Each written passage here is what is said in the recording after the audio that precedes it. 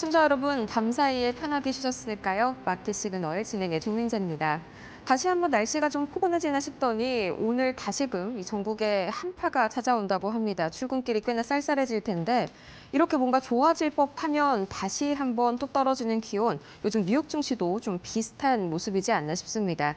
지금 이 시각 3대 지수가 하락 중인데요. 오늘은 고용도 불안하고요. 또 이어서 AI가 기존 산업을 대체할 수 있다는 우려감도 마찬가지로 뉴욕 증시에 찬바람을 불게 하고 있습니다. 잠시 후에 자세한 이야기를 만나보도록 하겠고요. 오늘도 마켓 시그널 힘차게 출발합니다.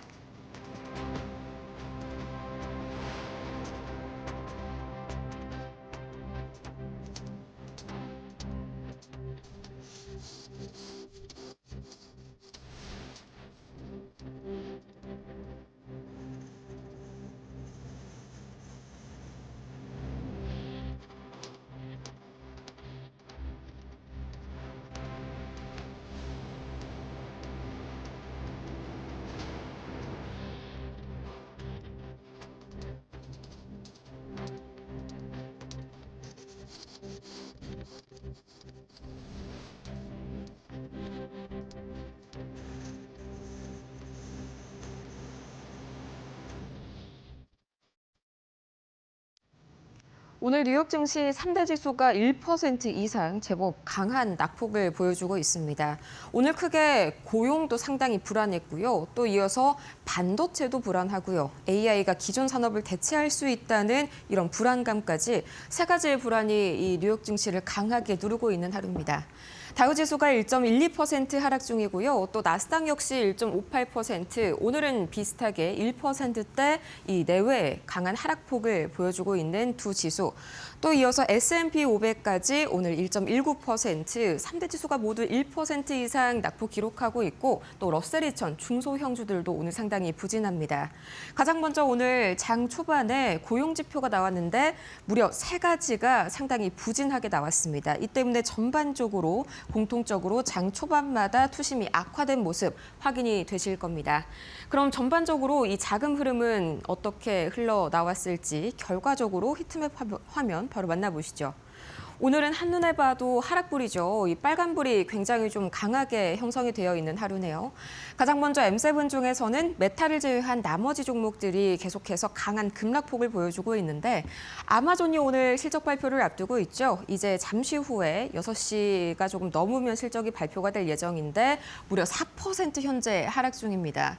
계속해서 이 실적 발표에 대해서 요즘 들어서 실적 발표가 계속해서 삐그덕삐그덕거리는 모습입니다. 작년에 대비해서는 실적이 상당히 부진하게 나온 기업들이 많은 형국이죠. 이 때문에 경계감이 강하게 현재 이 매물을 출회시키고 있는 모습이고요. 아마존은 실적도 실적이지만 당연히 이 AWS 매출 성장률, 한마디로 이 클라우드 부문의 사업 성장률이 핵심 주가를 가를 턴키가 될 것으로 보이고요. 마이크로소프트도 오늘 4.8%가량 하락 중입니다. 소프트웨어 전반이 사실 좋지가 않죠.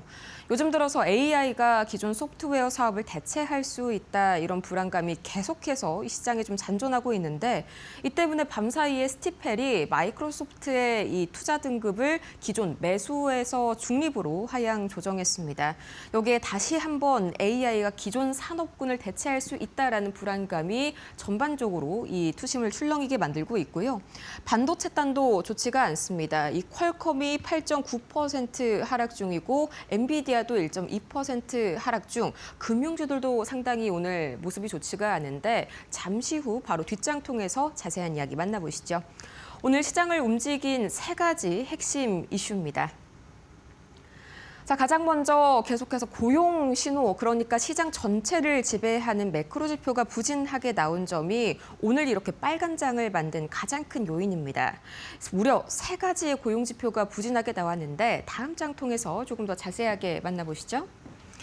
첫 번째로 신규 실업수당 청구 건수, 매주마다 나오는 지표죠. 매주마다 얼마나 새로운 실업자들이 발생했느냐, 이걸 보여주는 지표인데 23만 1,000건을 기록했습니다. 전월비 대비해서도 무려 10%가량의 실업자가 새롭게 늘어난 거고요. 또 전방치도 크게 웃돌았습니다. 거의 2만 명 가까이가 예상보다 많은 실업자가 있었다라는 것이겠죠. 작년 12월 이후로 8주 만에 실업자 수, 신규 실업수당 청구 건수가 최다치를 기록하면서 고용에 대한 첫 번째 이 경고등이 켜졌고요. 두 번째 경고등은 바로 이 BLS, 미국 노동통계국에서 발간하는 구인이직 보고서죠. 우리가 졸치라고도 쉽게 표현을 합니다. 여기에서 나온 이 구인 이직 건수, 새롭게 일자리를 찾은 사람의 수가 생각보다 많지가 않았습니다. 654만 건이 나왔는데요. 그 전월치가 700만 건의 새로운 이 구인자 수가 나왔다는 것에 비하면 거의 50만 명이 줄어든 것이죠. 이 전망치 대비해서도 상당히 구인자 수가 적은 것으로 나타났습니다. 특히나 2020년 이후로 6년 만에 최저치를 기록한 만큼 구인 건수가 상당히 쪼그라들었다 이렇게 시장이 해석을 했는데 해고는요 소폭 늘어났습니다. 엎친 데 덮친 격이죠. 또 거기에다가 챌린저 보고서까지 요즘에는 이 미국 부분적인 연방정부 셧다운 우려 때문에 이런 민간 고용 지표들도 상당히 무게를 둔다고 말씀을 드렸죠. 이게 굉장히 쇼크 수준으로 나왔습니다. 지난 2009년 1월 경제 위기 기억나시죠? 그때 당시와 비슷하게 지금 이게 나온 건데 이제 챌린저 보고서에서 1월 동안 미국 기업들의 감원 규모, 사람을 얼마나 줄였느냐를 보여주는 그 수치를 바로 이렇게 발표를 합니다. 10만 8천 명을 1월 동안 미국 기업들이 줄여 나갔는데 이게 전월 대비해서 200% 무려 상승한 모습이고요. 전년 대비해서도 118% 어마어마하게 늘어난 이 해고 규모. 반대로 채용 계획, 사람을 많이 뽑으면 괜찮겠죠. 그런데 사람을 많이 뽑지도 않습니다. 채용 계획 역시 금융위기 이후로 최저치를 기록하게 되면서 거기에다가 또 전체 감원의 절반은 바로 대기업, 우리가 알고 있는 이 아마존이라든지 UPS와 같은 대기업의 구조조정에서 발생했습니다. 일견 산업 전체가 사람들을 감원하고 있는 형국으로 가고 있다. 고용시장 전체에 둔화의 경고 등이 다시 한번 울리고 있다. 경종을 울리는 그런 이슈였습니다. 그렇다면은 이 세부 섹터들은 좀 이슈가 괜찮았을까요? 아닙니다. 끓는 이 활활 타는 불에 끓는 기름을 부는 격이었죠. 반도체 단이 상당히 좋지가 못했었죠. 알파벳과 퀄컴이 그 중심에 있었습니다. 두 가지 모두 차례대로 보시죠. 우선 기본적으로 알파벳도 그렇고요. 퀄컴도 그렇고 실적 자체는 괜찮게 나왔습니다. 예상치를 상회하는 실적을 발표했는데 이유가 각각 명확합니다. 알파벳은 올해 자본 지출을 2배나 늘린다고 합니다. 이미 작년에도 어마어마한 자본 지출을 통해서 인프라를 만들었었는데 올해는 갑작스럽게 거기에 2배 되는 돈을 더 사용을 한다니 이 때문에 현재로서 이 알파벳은요, 1,750억 달러에서 1,850억 달러, 정말 한 나라의 예산에 견줄 수가 있는 어마어마한 그런 규모이죠. 작년보다 2배 가까이 시장의 예상치를 뛰어넘게 지출을 늘리면서 과연 이거를 수익으로 보답받을 수 있을 것인가 하는 우려감이 다시 한번 시장 전반에 드리워졌고요. 또 현재 퀄컴 같은 경우에도 2분기 매출 전망, 그러니까 다음 분기의 매출 가이던스가 상당히 좀 부진하게 나왔습니다.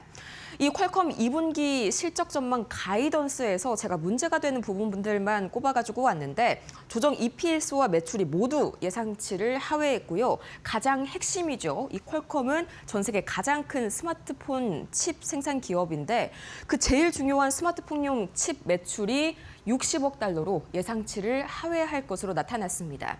퀄컴 자체의 문제라기보다는요, 이건 시장에 문제가 있는데 메모리 칩이 워낙 요새 공급받기가 어렵다 보니까 이게 가격 상승을 유발하고요. 당연히 가격이 비싸지니까 소비자들은 소비를 줄이겠죠. 이 때문에 스마트폰 생산이 감소할 것이란 전망과 함께 퀄컴 오늘 거의 9% 가까운 하락세를 보였습니다. 그렇다면 과연 이 나머지 특징주들은 어떤 이슈를 몰고 왔을지 이 정보경 앵커와 함께 잠시 후에 보도록 하겠고요. 또 이제 엔트로픽이 계속해서 이 시장을 흐리는 약간 미꾸라지 같은 역할을 하고 있습니다. 물론 AI가 굉장히 발전을 하고 있다는 점에서는 긍정적인 소식이지만 밤사이에는 이 금융 리서치에 특화된 AI 모델인 클로드 오퍼스 4.6을 공개했는데요. 이 그동안 수일이 걸렸었던 이 금융 리서치 작업을 굉장히 신속하게 처리하는 그런 특징을 가지고 있습니다.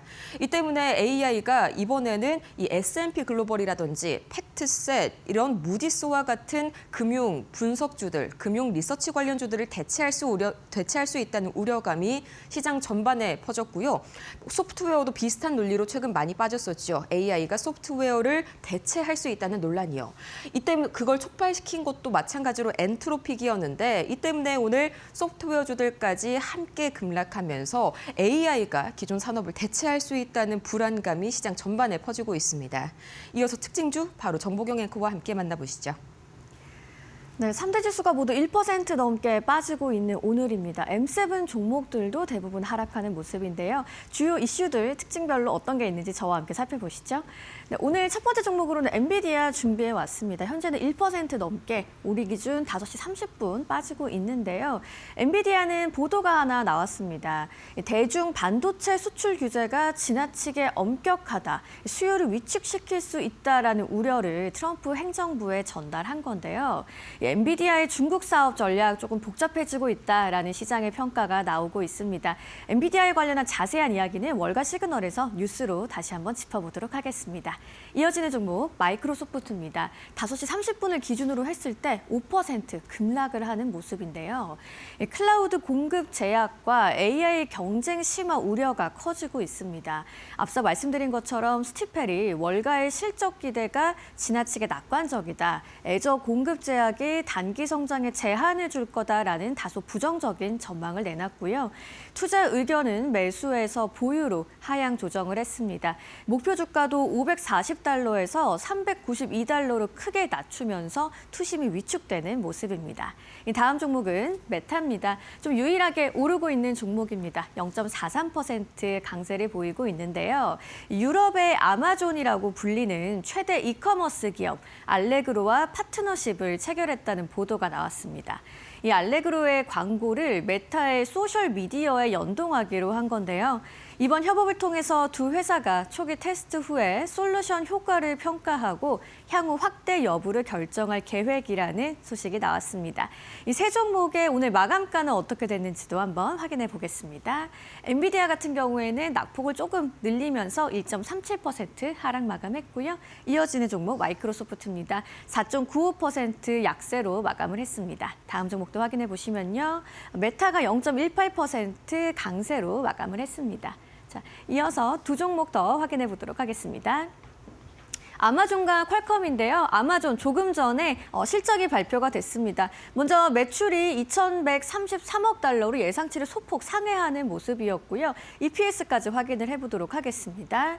EPS는 예상치를 하회하는 모습입니다. 1.95달러로 나왔습니다. 시외 거래 주가는 어떻게 됐는지 궁금하실 것 같아서 바로 확인을 해보면요. 10% 넘게 급락하는 모습으로 아마존을 확인해 보실 수 있겠습니다. 네, 아마존은 이번 달 시장에서는 분기 EPS와 매출 예상에 대해서 좀 다르게 예상을 했었는데 각각 상회하고 하회하는 모습 확인을 해볼 수 있겠고요.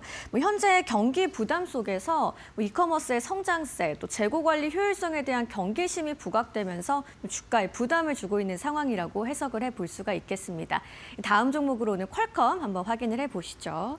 앞서 전해드렸던 퀄컴의 이야기인데 어제 실적 발표가 있었죠. 8.55% 좀 강하게 내리고 있습니다.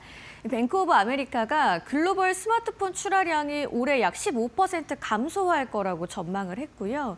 이 삼성과 애플 등의 주요 고객사에서 점유율을 잃을 가능성이 있다고 지적을 했습니다. 투자 의견은 기존 매수에서 중립으로 낮췄고요. 목표 주가도 215달러에서 155달러로 하향 조정하면서 주가에 부담을 주는 모습이었습니다. 그럼 퀄컴의 마감가를 한번 확인해 보도록 하겠습니다. 8.46% 빠지면서 오늘 급락으로 마감을 했습니다. 이어서 오늘 특징 있는 종목들도 한번 확인을 해보겠습니다. 자, 오늘 세 종목 가져왔는데요. 첫 번째 종목은 에스티로더입니다. 보시다시피 20% 넘게 급락하는 모습인데요. 무엇보다 관세 부담에 대한 경고가 좀 부과하게 된 영향입니다. 이 관세 영향으로 연간 이익이 약 1억 달러 감소할 수 있다고 이 회사가 밝혔는데요. 2분기 실적은 시장 예상치를 웃돌았고 매출 전망도 상향했습니다. 한편 투자자들은 연간 이익 가이던스에 좀 실망을 했고요. 관세 비용이 실적 개선 효과를 상쇄할 수 있다는 우려가 커지면서 주가의 급락이 나왔습니다. 네, 이어지는 종목은 허쉬입니다. 오늘 좀 강하게 올라주고 있는데요. 실적 발표 이후에 강세 흐름이 이어지는 모습입니다.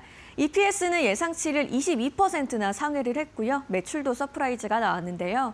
또 향후 가이던스도 긍정적으로 제시했고 배당금 6% 인상까지도 함께 발표를 했습니다.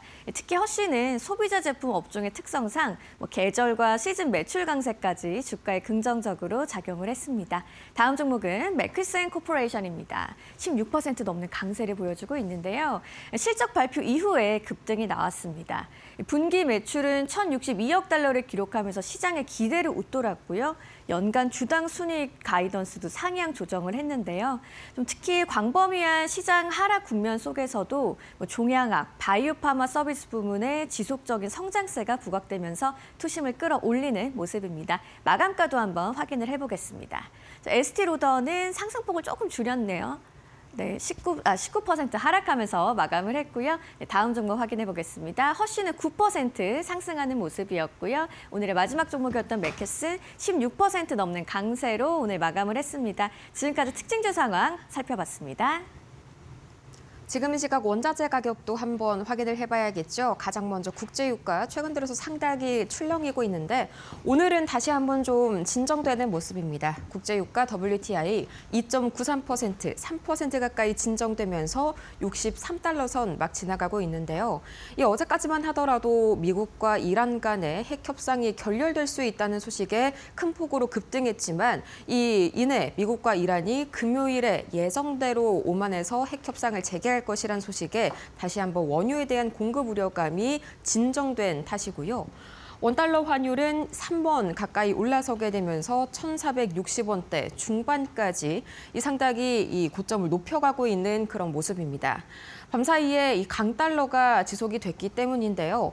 계속해서 미국의 억만장자 성범죄자죠. 이 앱스타인 관련 파일이 공개가 되면서 여러 유명인들의 이름이 거기에 올랐습니다. 이 때문에 상당한 파문을 겪고 있는 그런 인물들이 많은데 영국 총리가 이번에는 이 앱스타인 파일에 연루됐다는 의혹을 받고 있는데 이 때문에 밤사이에 영국 파운드화가 급락하게 됐고요. 반대로 달러는 강세를 상대적으로 보이게 되면서 원달러 환율은 달러 강세에 의해서 상방 압력을 받았습니다.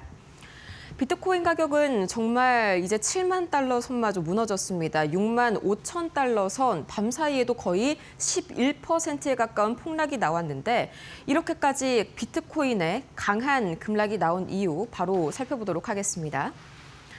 네, 비트코인이 거의 10% 가까이 급락한 이유 바로 이 비트코인의 심리적인 지지선이 7만 달러였기 때문인데 이게 무너지자마자 사람들이 이 패닉세를 하고 있는 모습입니다. 특히나 밤사이에 비트코인 관련주들이 굉장히 큰 폭으로 급락했는데 스트래티지가 12% 급락했고 또 코인베이스도 10% 가까이 급락했죠.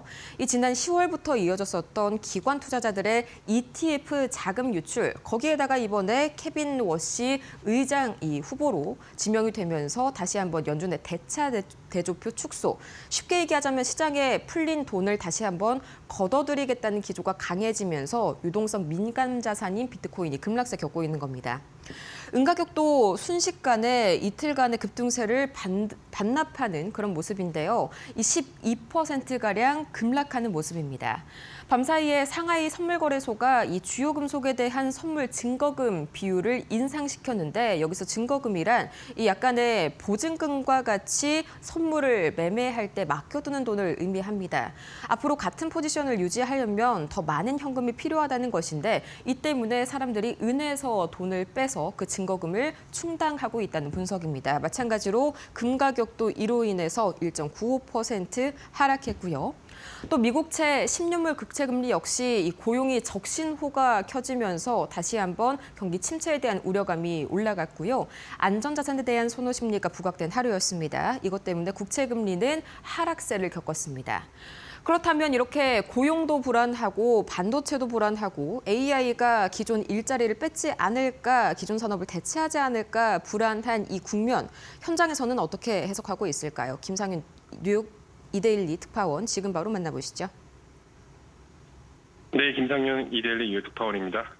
네, 오늘 계속해서 이 기업 실적들도 예전만큼은 잘 나오지 못하고 있는 것 같고요. 또 고용 지표도 상당히 부진하게 나왔죠. 전반적인 현재 뉴욕 증시 분위기 어떤가요? 네, 최근 나스닥을 중심으로 하는 매도세는 전면적인 시장 붕괴라기보다는 현재로선 특정 테마에 집중된 선별적 조정 성격이 강해 보입니다. 시장을 보면 매도 압력이 크게 세 갈래로 모이고 있습니다. 첫째는 가상자산과 결제주입니다. 비트코인이 하루 만에 13% 가까이 급락하면서 가상자산이 위험자산의 바로미터 역할을 했고 결제 핀테크 종목들이 동반 매도 대상이 됐습니다. 위험 회피 심리가 가장 빠르게 반영된 영역이라고 볼 수 있습니다. 둘째는 AI로 대체될 가능성이 부각된 기존 소프트웨어주입니다. 엔스로픽의 생성형 AI인 클로드가 법률, 데이터 서비스 기업의 장기 경쟁력을 약화시킬 수 있다는 인식이 퍼지면서 소프트웨어 업종은 사실상 약시장 수준의 조정을 받고 있습니다. 그간 안정적 수익원으로 평가받던 비즈니스 모델에 대한 신뢰가 흔들린 것입니다. 세 번째는 AI 인프라 구축 수혜주입니다. 데이터 센터, 반도체, 클라우드 등은 여전히 성장 스토리가 유효하지만 최근 투자 규모가 너무 빠르게 커지면서 과연 이 투자가 언제 수익으로 들어오냐는 의문이 계속 다시 커지고 있는 분위기입니다. 이로 인해 실적이 나쁘지 않아도 주가가 빠지는 모습이 나타나고 있습니다. 다시 말하면 이번 조정은 시장 전체의 붕괴라기보다는 AI와 가상자산이라는 핵심 성장 테마에 대한 기대가 한 단계 현실 점검을 받는 과정으로 해석하는 게 적절해 보입니다. 네, 역시나 올해 들어서도 계속해서 시험대에 오르고 있는 AI 테마입니다. 이제 이어서 비트코인은 이 시험을 받는 것을 넘어서 완전한 좀 급락장이 형성이 됐죠. 특히 밤 사이에 거의 7만 달러 선이 무너졌는데 이게 원래 심리적인 지지선이었지 않습니까? 이번 급락이 추가적인 연쇄 효과를 좀 불러일으킬 수도 있을 것 같은데요. 네, 비트코인이 7만 덤을 넘어 지금 6만 3천 선까지 떨어지기도 했네요. 지금 시장 분위기 보면 추가 하락에 대한 경계가 분명히 커지고 있다고 봐야 할 것 같습니다. 핵심은 가격 자체보다는 그간 비트코인이 지탱해왔던 디지털 금 서사가 동시에 흔들리고 있다는 점입니다. 먼저 기술적으로 보면 심리적 저항선인 7만 달러 붕괴가 결정적 분기점이 됐습니다. 이 구간이 무너지자 자동 매도와 레버리지 포지션 청산이 연쇄적으로 나오면서 하락 속도가 빨라졌고 시장에서는 이제 6만 5천 달러 구간을 다음 지지선으로 보고 있습니다. 이 레벨마저 지켜내지 못한다면 변동성은 더 커질 수 있을 것으로 보입니다. 두 번째는 성격 자체의 변화입니다. 비트코인은 불확실성 국면에서 금처럼 움직이기보다는 최근에는 기술주와 함께 움직이는 전형적인 위험자산 성향을 보이고 있습니다. 실제로 지정학적 긴장이나 경기 둔화 국면에서 방어 역할을 하지 못했고 이 때문에 인플레이션 해치나 가치 저항 수단이라는 기대가 빠르게 식고 있습니다. 여기에 강제 청산과 기관 수요 둔화가 겹치고 있습니다. 레버리지 청산이 하락을 증폭시키고 있고 지난해 강세장을 떠받쳤던 기관 자금도 올해 들어서는 순매도 쪽으로 급격히 돌아섰습니다.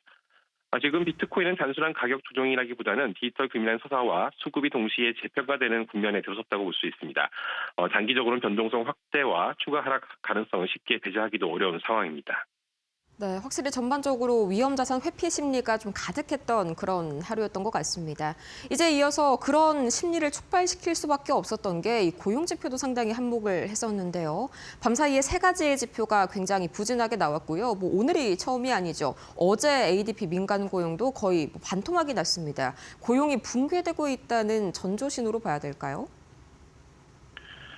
일단 고용 지표가 투자 심리를 위축시키는 건 사실입니다. 다만 지금 상황을 곧바로 고용이 급격히 붕괴되고 있다고 보기는 아직 이르다고 봐야 할 것 같습니다. 그간 미국 고용 시장은 채용도 해고도 없는 상태로 버텨왔는데요. 이번 지표는 최소한 해고 쪽에서 균형이 흔들릴 수 있다는 신호를 준 건 맞습니다. 신규 실업수당 청구 건수가 두 달 만에 최고치로 늘었고 기업들의 감원 발표 규모도 2009년 이후 최대 수준까지 오르면서 기업들의 부담이 점점 가시화되고 있습니다. 다만 속도를 보면 급변이라기보다는 방향 전환의 초기 단계에 가깝습니다. 실업수당 증가에는 겨울 폭풍 같은 일시적 요인이 상당 부분 섞여 있고 감원 통계 역시 대기업 중심의 발표라는 한계가 있습니다. 실제 고용 시장은 매달 수백만 명이 들어오고 나가는 매우 큰 시장이기 때문에 이 수치만으로 추세적 붕괴를 단정하기는 어렵다는 평가가 나옵니다. 결국 지금 고용시장은 갑자기 무너진다기보다는 저채용, 저해고로 유지되던 미묘한 균형이 서서히 해고 쪽으로 기울 수 있다는 경고가 나오는 단계라고 보는 게 적절할 것 같습니다. 다음 주 공식 고용 보고서에서 고용 증가세와 임금 흐름이 어떻게 나오는지가 이 변화가 일시적인지 아니면 추세적인 변화인지를 가늠할 수 있는 핵심 변수가 될 것으로 보입니다. 결국 핵심은 그동안 좀 밀려 있었던 이 고용 지표들이 어떻게 추가로 공개가 되느냐 여기에 달려 있겠네요. 참 좀 긴장감이 높아지는 시장인 것 같습니다. 이렇게 해서 이 이데일리 김상윤 뉴욕 특파원과 함께 현장 분위기 자세하게 챙겨봤습니다. 좋은 말씀 고맙습니다. 네, 감사합니다. 지금 이 시각 뉴욕 증시 3대 지수는 1.2%에서 1.5% 내외 하락으로 마무리가 됐습니다. 지금까지 뉴욕 증시 마감 상황 봤습니다.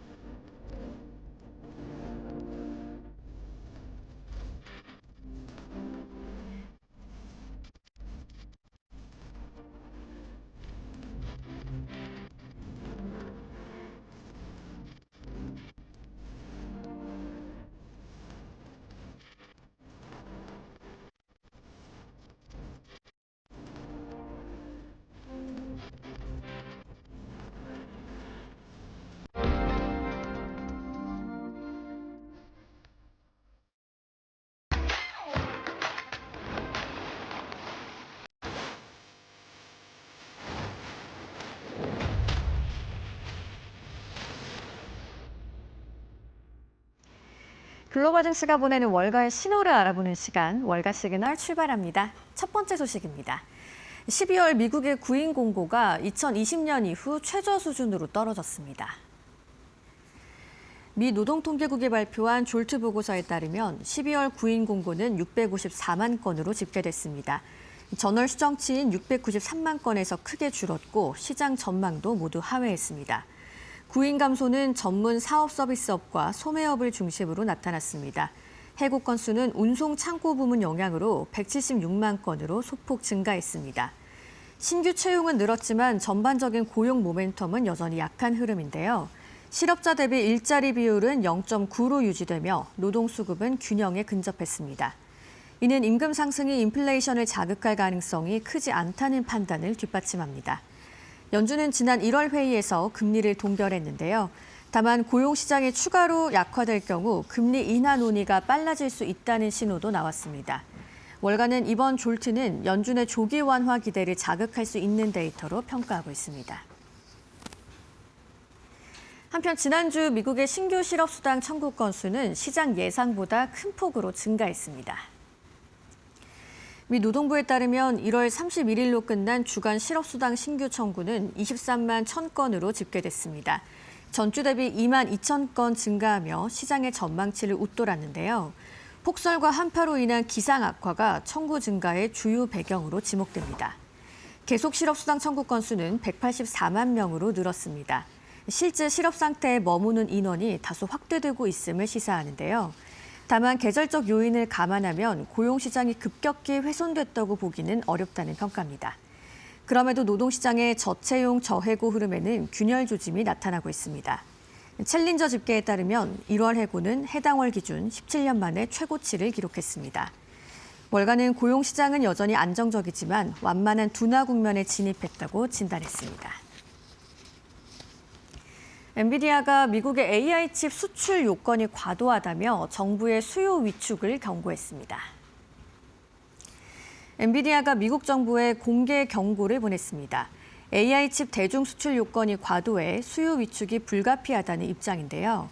월스트리트저널에 따르면 엔비디아는 트럼프 행정부에 H200 수출 규제 완화를 요청했습니다. 현재 요건이 유지될 경우 중국 빅테크의 구매가 급감할 수 있다는 판단입니다. 알리바바와 바이트댄스 등 주요 고객의 수요 둔화가 직접 거론됐습니다.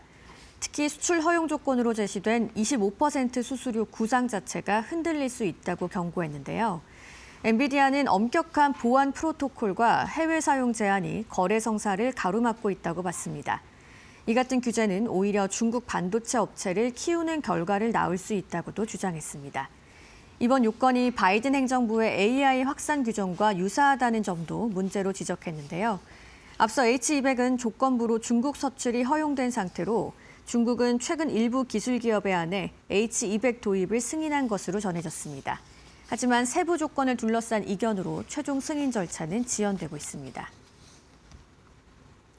스페이스X가 상장을 앞두고 지수 조기 편입 추진이라는 승부수를 던졌습니다. 일론 머스크의 우주기업 스페이스X가 올해 IPO를 앞두고 상장 직후 곧바로 주요 주가지수 편입을 추진하고 있습니다. 월스트리트저널에 따르면 스페이스X는 최근 나스닥 등 지수 산출기관과 사전 협의에 나섰는데요. 핵심은 상장 후 수개월을 기다리지 않고 즉시 지수에 들어가는 조기 편입입니다. 통상 나스닥이나 S&P 500에 편입되면 인덱스 펀드의 자동 매수가 발생하는데요. 이는 상장 초기 주가를 끌어올릴 수 있는 강력한 수단입니다. 스페이스X는 대규모 기업 가치와 유동성을 감안하면 예외 적용이 가능하다는 입장입니다. 실제로 나스닥은 상장 후 15거래일 만에 지수 편입을 허용하는 방안을 검토 중인데요. 시총이 나스닥 100 상위 40위 안에 들 경우가 조건입니다. 현재 스페이스X의 기업 가치는 약 8천억 달러로 추산됩니다. 이 기준이 도입되면 오픈 AI, 엔스로픽 등도 수혜 대상이 될 수 있습니다. 월가에서는 상장 직후 자금 유입 규모가 과거 IPO와는 차원이 다를 수 있다는 평가가 나옵니다. 지금까지 월가에서 보내는 시그널 알아봤고요. 신일섭 위원과 함께 자세히 분석해 보겠습니다.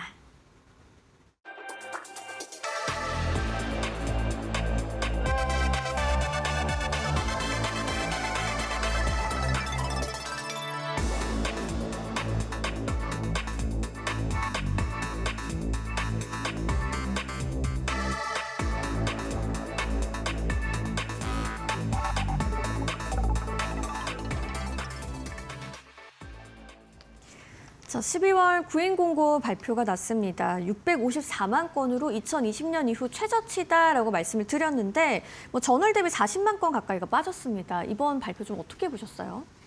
네, 일단 그 고용노동부께 또 그 미니 셧다운 때문에 안 나왔다고 제가 어제 분노했잖아요. 그랬죠. 그래서 네. 이 졸트를 가지고 다음 주로 연기된 고용노동부의 실업자 수 발표를 유추해 볼 수 있게 되었어요. 네. 다음 주에 안 좋게 나올 가능성이 있어 보입니다. 자, 일단 졸트는 이제 제일 중요한 게 구인 공고수죠. 기업이 구인을 하려고 공고를 낸 수인데 지금 654만 건 나왔네요. 전월 대비 40만 건 빠졌고요. 이거를 이제 2022년도 코로나 이후 때에 비해서 한 3년치로 판단을 하자면은 굉장히 폭이 가팔라지고 있죠. 감소폭이 가팔라지고 있어서 팬데믹 이후에 최저 상황이다. 2022년도 고점 대비로는 마이너스 45%니까 반토막 이상 났습니다. 네. 자, 그런데 이거를 시계열을 더 넓혀서 본다면 2020년 코로나라는 게 이거는 사실 20년, 30년 만에 10년 만에 있을 수도 있는데 20년, 30년 만에 한 번이나 있을까 말까 한 천재지변과 가까운 상황이잖아요. 그렇기 때문에 2020년도의 고점과 비교를 한다는 것은 제가 3년 내로 좁혀서 말한 것이고 사실 이거는 블랙스완이라고 할 수가 있잖아요. 네네. 백조의 아기가 하얀 백조 아기가 까만 아기가 나올 리가 없잖아요. 그렇기 때문에 그 블랙스완이란 거는 말도 안 되는 확률을 얘기하는 것이거든요. 네. 하얀 백조 새끼가 검은 백조가 나온다는 건 말이 안 되는 거기 때문에 그건 통계학에서 빼야 됩니다, 사실. 그렇기 때문에 2022년도 고점 대비 45% 빠졌다는 것은 좀 자극적인 워딩이 될 수가 있고 코로나가 없었다고 가정을 한다면 코로나 이전 시기로 돌아간 겁니다. 그렇기 때문에 시계열을 넓혀서 본다면 정상화라고도 얘기할 수 있겠죠. 이거를. 네. 코로나가 없었다면 그 이전 단계로 돌아섰기 때문에 이상현상이 아닙니다. 네. 코로나를 넣고 보니까 이상현상인 것이죠. 코로나라는 변수가 좀 또 네, 작용을 하고 코로나 있네요. 이전에 원래 이 정도의 구인 공고수였습니다. 네, 알겠습니다. 그러니까 정상적인 상황으로 돌아간 거죠, 사실은. 아. 근데 우리가 2022년도 고점에 대비해서 보니까 50% 급락했으니 이거를 이제 뉴스 타이틀에 넣고 보니까 야, 구인 공고수가 완전히 망했나? 경제가 침체로 가나? 이렇게 또 오판을 할 가능성이 있기 네. 때문에 2022년도 초반 2020년도 전 수준을 지금 보시면 돼요. 650만 건이란 게 650만 건이 나왔습니다. 지금 나오고 있죠. 코로나 이전에 보면 650만 건에서 700만 건 수준이었어요. 그러니까 코로나 이전으로 정상화되고 있다. 네. 이렇게도 얘기할 수 있습니다. 정상화라고 볼 수 있겠다라고 얘기를 해주셨고 좀 이걸 보니까 전문 사업 서비스업과 소매업에서 구인이 좀 집중적으로 감소한 모습이 눈에 띄더라고요. 뭐 경기 민감 섹터의 문제인지 아니면 뭐 기업 전반의 채용 전략 변화가 있었다는 걸로 해석을 해볼 수 있을지 궁금한데요. 근데 이것도 시계열의 그 시작점을 어디로 잡느냐에 따라 해석이 달라집니다. 이게 사실은 항상 모든 부분에서 마찬가지인데 어떤 사람의 인생을 두고 네. 이 사람이 예를 들어 100세를 살고 죽었어요. 근데 이 사람의 인생에 뭐 30대에서 50대가 가장 뜨거웠다고 생각해 봅시다. 그럼 그 30대에서 50대에 비해서 가장 떨어지는 뭐 후반부를 비교를 하면 엄청나게 떨어진 것으로 보이지만 10대부터 아니면 태어날 때부터 다 하면은 그걸 종합적으로 판단을 해야 되거든요. 지금 이것도 마찬가지죠. 지금도 이제 이번 달에 주는 거를 보면은 주로 전문 사업 서비스, 소매업 이런 거 빠졌습니다. 저기서. 네. 개별적으로 섹터의 이름을 보면은 프라이빗 에듀케이션 앤 헬스업 서비스 이런 거에서 많이 빠졌어요. 그러니까 돈을 주고 조금 더 하는, 그러니까 예를 들어서 우리가 몸을 가꾸려고 정말 돈이 없으면 우리 뭐 산스장이라고 그냥 산에 가서 운동할 수도 있고 놀이터 가서 철봉할 수도 있잖아요. 근데 돈이 조금 생기면 돈을 주고 헬스클럽을 가서 PT를 받습니다. 근데 그런 거를 빼다 보니까 경기가 어려워서 그냥 집에서 운동한 거죠. 그럼 헬스 트레이너들이 잘려 나가겠죠. 네. 그러니까 그런 거를 지금 생각하시면 되는데 개인적으로 필라테스 PT를 받거나 이런 건데 이런 거 안 받으니까 필라테스 회사에서 자르고 이런 것이죠. 근데 그 부분이 감소를 했는데 네. 아까 말한 대로 이제 한 달 한 달 이렇게 나오다 보니까 이걸 보다 보면은 경기 민감 섹터가 어렵네. 이렇게 판단할 수도 있는데 이것도 마찬가지입니다. 이것도 좀 더 장기적으로 본다면 이런 기업의 어떤 그 채용의 부분이 바뀌었을 수도 있다. 왜냐하면 지금 AI나 로봇의 도입이 모든 산업을 바꾸고 있어요. 그렇기 때문에 저런 것도 바뀔 수 있기 때문에 그런 걸 감안해야 되는 거죠. 예전처럼 필라테스나 무슨 헬스클럽이나 이런 교육 서비스들이 여기 이제 로봇이나 인공지능이 도입되어서 지금 요 판도가 바뀌어서 기업의 채용 문화가 바뀌어서 구인 공고니까 사람에 대한 공고를 안 낸 거죠. 구봇 공고는 낼 수가 있죠. 로봇한테. 너 로봇들이 나중에 많아져서 지능을 갖게 되면 그럴 수도 있지 않을까요? 구인 로봇 광고를 내는 거예요. 로봇들한테 야 이번에 로봇이 뭐뭐 필요한데 로봇들 지원해. 이럴 수는 있겠죠. 근데 구인 공고수는 떨어질 수가 있는 거죠. 지금 산업에 대한 변화 때문에. 알겠습니다. 그런 것도 감안을 해야 됩니다. 네. 또 뭐 해고가 176만 건으로 늘었지만 신규 채용은 증가했다라는 이야기도 있는데 고용 시장이 붕괴된 건 아니고 좀 냉각 국면에 접어들었다라는 해석이 나오는 것 같아요. 여기에 동의를 하시는지 어떻게 보시는지. 네, 일단 그 정부 연방 구인도 여기 나오기 때문에 네. 제가 말한 고용노동부의 그 부분을 미리 유추할 수 있다는 게 이 부분입니다. 우리가 ADP만 봐서는 그걸 모르는 게 ADP에는 정부랑 공공부 쪽에 빠져 있기 때문에 그렇죠. 고용노동부에서 정부랑 그 공공부 쪽을 합쳐서 갖고 이제 내놓잖아요. 그래서 목요일, 금요일 나온 걸 합쳐서 이제 판단을 해야 된다 얘기를 했는데 또 한 주 연기됐죠. 근데 이 졸트에서 정부 연방 구인이 있기 때문에 우리가 미리 선제적 지표로 볼 수가 있게 된 거죠. 지금 이 순서가 바뀐 거죠. 네. 연방적 고용노동부에서 발표될 게 연기가 됐기 때문에 여기 보면 이제 정부 연방 구인도 이 지금 급격히 떨어지고 있는 것으로 보이는데 이것도 사실 마찬가지입니다. 2020년도 코로나가 없었으면 코로나 이전 상태로 돌아간 거예요. 정상화된 거예요. 근데 여기서 이제 느낄 수 있는 건 뭐냐면 그동안 정부 연방 구인 이거를 통해 가지고 민간 구인에서 모자란 거를 커버를 칠 수가 있었던 거죠. 그것도 똑같아요. ADP에서 민간 고용이 떨어져도 정부랑 저희 공공부처에다가 밀어 넣을 수가 있거든요. 물론 그게 질이 중요하지만 우리나라도 그렇잖아요. 고용자 수를 늘리려면 단기적으로 늘릴 수도 있어요. 연초나 연말에 보도블록 갈면 돼요.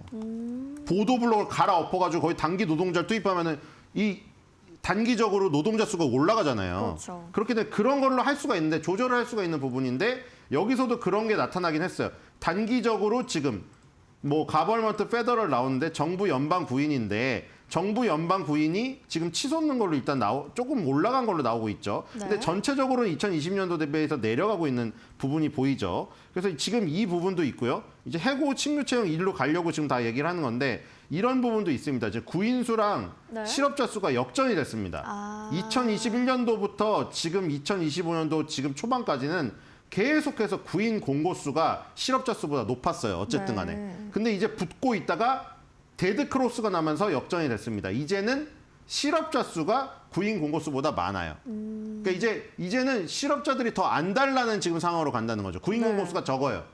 그렇게 지금 변화가 된 거고 그래서 이제 구인 실업자율이 0.9가 됐다는 거는 네. 아까 말한 제가 그 얘기한 겁니다. 이제 구인 공고 수가 넉넉지가 않아요.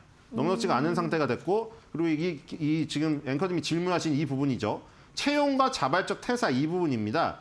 채용과 자발적 퇴사 이 부분에서 지금 조금 올라갔으나 이것도 마찬가지로 2021년도, 22년도 대비해서는 내려가고 있는 것으로 보이죠. 근데 이것도 보시면 2020년도 이전으로 돌아갔습니다. 돌아가서 그냥 정상적인 상황이라고 보시면 돼요.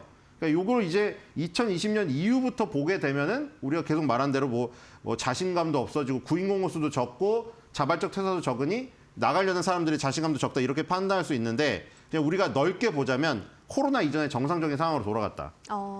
이렇게 볼 수 있겠습니다. 알겠습니다. 실업자 대비 일자리 비율이 0.9까지 내려왔다는 것까지 한번 짚어봤고요. 이제 그렇다면 또 우리가 연준에게 주목을 하게 되는데 이제 월가에서는 뭐 이번 졸트는 연준의 조기 완화 기대를 자극한다라는 평가를 좀 내놨거든요. 금리 인하 시점 뭐 6월 이전 가능성까지 열어둬야 할까요? 네, 6월 이전에 5월 달에도 가능할 가능성이 있습니다. 아, 네. 자, 지금 왜냐면은 지금 인플레이션에 대한 우려가 뭐 CPI나 PPI나 이런 데서 만약에 안정적으로 나온 상태에서 고용이 아까 말한 대로 2020년 이전으로 정상화되고 있다고는 하지만 정상화되고 있는 그 구간으로 꼴로 가는 게 지금 각도가 가팔라지고 있어서 혹시나 그 정상화 이후에 코로나 이전 정상화 이후에 그 전 수준 밑을 깨고 내려갈까 봐 그거에 대한 불안감에 초점을 맞춘다면 5월 달에도 금리 인하가 가능하고 네. 그리고 트럼프가 또 압박을 가했죠. 만약에 캐비넛이 그가 와서 금리 인하를 한다는 표현을 나한테 안 했으면 그는 현재 그 자리를 얻지 못했을 것이다. 라고 그런 코멘트를 또 날렸습니다. 네. 그렇기 때문에 캐비넛이가 매파이긴 하지만 제가 계속 말했듯이 보우먼 이사와 함께 매파라고 불리웠었지만 이 그 금융감독에 대해서는 비둘기파라고 말씀드렸죠. 시중은행에 돈을 풀고 스트레스 테스트를 완화시켜서 하는 그쪽에서는 지금 완화적인 그 측면이 있기 때문에 매파의 수장이 아니라 매파나 비둘기파를 조금씩 그 나눠서 쓰는 반매둘기 반매파라고 할 수 있기 때문에 캐비넛이도 결국 트럼프의 입김에 그 무시할 수 없다는 생각이 듭니다. 네, 알겠습니다. 지난 1월 회의에서는 금리를 동결했던 연준이죠. 뭐 고용시장이 추가로 악화되면 금리 인하 논의 빨라질 수도 있을 텐데 5월도 가능하지 않을까라고 전망하신다고 이야기해 주셨습니다. 이제 이어서 저희가 앞서 전해드렸던 아마존의 실적 발표가 있었습니다. 그 이야기를 한번 좀 자세하게 짚어보도록 할 텐데요.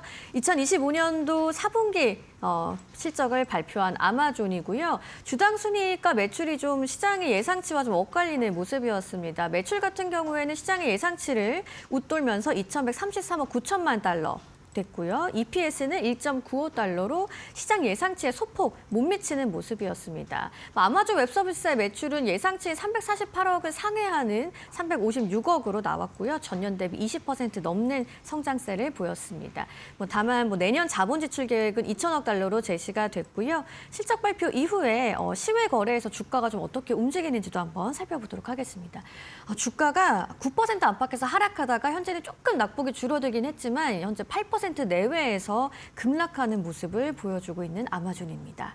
자, 아마존의 실적 발표. 요즘 최근에 발표됐던 기업들이 대부분 EPS나 매출 모두 어닝 서프라이즈가 나온 거에 비해서는 시장 예상치를 웃돈 부분도 있고 못 미친 부분도 있었는데 좀 어떻게 보시고 계세요? 네, 시장이 정말 깐깐해졌죠. 깐깐한 시장이다. 지금 네. 아마존은 제일 매출이 큰 아마존 웹 서비스 부분에서 어닝 네. 서프라이즈가 나왔는데도 주당 순이익에 저길 못했다는 이유로 지금 빠뜨리잖아요. 그러게요. 정말 이것도 저것도 어떻게든 빠져나갈 구멍이 없습니다. 지금 보시면은.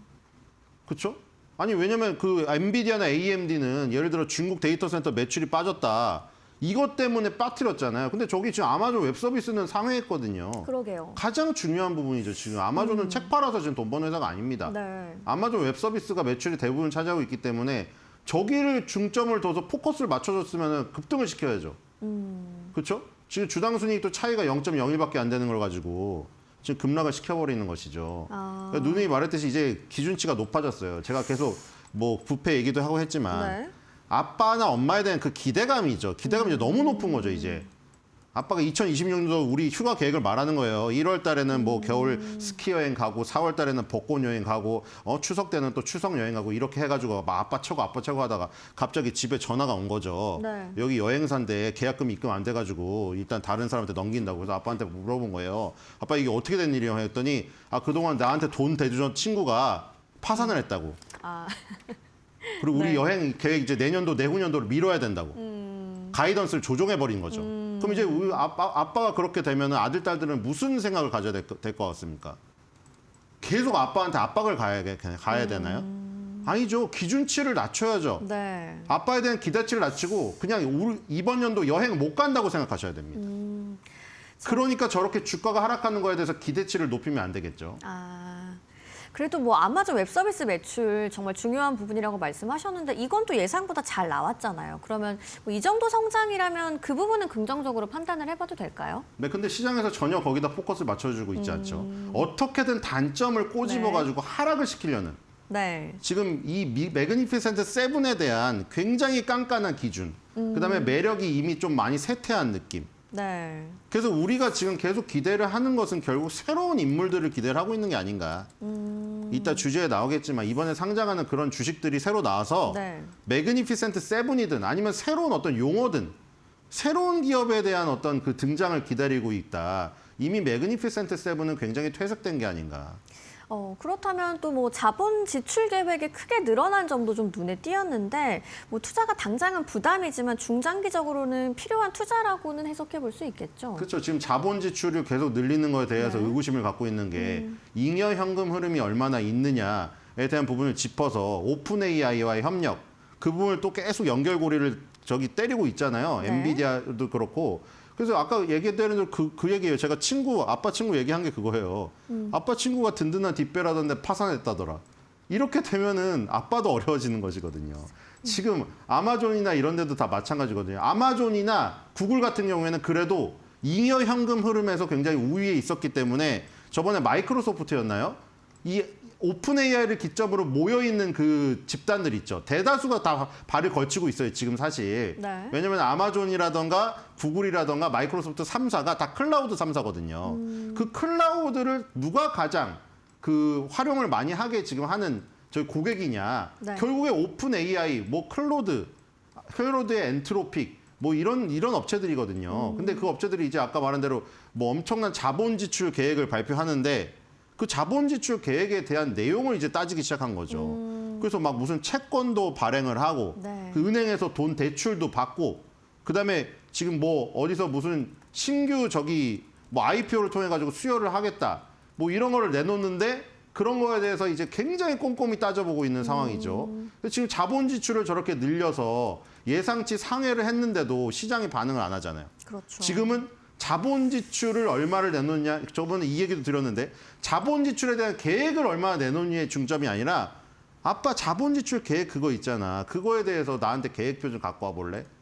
여행을 간다는데 여행 계획표 좀 갖고 와봐. 여행 자금은 어디서 지금 대출을 받는 거야? 아빠 현금에서 받는 거 어떤 거야? 그것까지 따지고 있는 거예요 지금. 네. 알겠습니다. 아마존의 매출과 아마존 웹서비스 실적은 뭐 예상보다 나쁘지 않았지만 시의 주가가 큰 폭으로 하락하고 있는 아마존 이야기까지도 전해드렸습니다. 지금까지 신일섭 위원과 함께 이야기 나눴습니다. 감사합니다.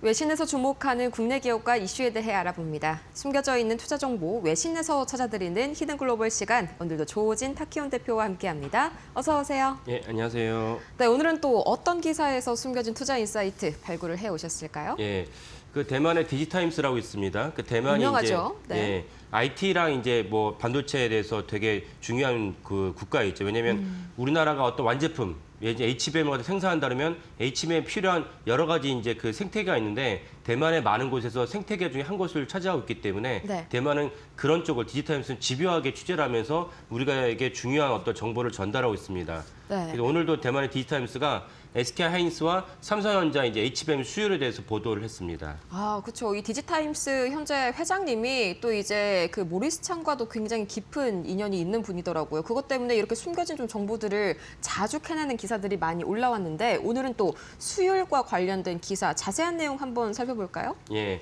그래서 이제 일단 수율에서 말씀드리면 삼성전자 HBM4의 수율이 디지타임스의 보도에 따르면 50에서 60%에 불과하다라고 이제 보도를 했습니다. 이제 반면에 이제 그 삼성전자의 경쟁사인 하이닉스는 HBM 수율이 80%가 넘고 HBM3E 이전 버전이었던 HBM3E처럼 90%도 가능하다 이렇게 이제 보도를 했습니다. 네. 이거는 사실은 엄청나게 충격적인 소식일 수도 있고 한편으로는 이제 제가 예전에 말씀드렸던 삼성전자의 어떤 기조하고도 일맥상통하다. 그래서 대만의 디지타임스의 보도가 상당히 이제 신빙성이 있다라고 이제 여겨집니다. 아니 근데 이게 항상 나오던 이 이슈가 HBM4의 수율이 HBM3E보다 훨씬 좀 까다롭게 나오고 있다 이런 말들이 굉장히 많이 돌았었는데 SK하이닉스 지금 뭐 수율을 보자면은 거의 뭐 삼성전자 비해서 압도적이네요. 예, 그렇습니다. 그 HBM4가 HBM3E보다 수율이 낮을 수밖에 없는 게 근본적인 이유가 있는데 이게 만약에 물론 웨이퍼라는 건 이제 둥근 원형입니다. 원형이지만 그 원형에서 그 HBM4가 HBM3보다 개별 HBM4가 개별 HBM3보다 큽니다. 크게 된 이유는 근본적으로 HBM4는 이제 그 구멍을 뚫어서 데이터를 주고받는 이제 그 홀 구멍 개수가 2배가 더 많거든요. 2046개여서 그러다 보니까 근본적으로 한정된 HBM4 안에서 HBM4가 크다 보니까 수율이 낮을 수밖에 없습니다. 그래서 사실 삼성전자의 HBM4의 수율이 60% 미만이나 여기서는 그나마 좀 이해가 되는데 반면 SK하이닉스가 수율이 HBM3처럼 80%가 넘고 심지어 90%에 육박한다는 것은 엄청나게 충격적이고 대단한 능력이다라고 여겨집니다. 삼성전자가 HBM4의 수율이 사실은 이제 60% 미만이라고 한다는 것은 여기서는 HBM4만 기준한 것이지 삼성전자는 HBM4부터는 베이스 다이오를 자체적으로 만들겠다 했거든요. 그러면 네. 베이스 다이오를 연결하는 과정은 또 하나의 공정이 있습니다. 이 공정을 겪으면 아무래도 수율이 낮아진다. 그렇다면 삼성전자 수율이 최대 60%에서 50%에 접근한다는 것은 상당히 삼성전자에서는 채산성이 이렇게 좋지 않게 되고 수율이 50%가 된다는 것은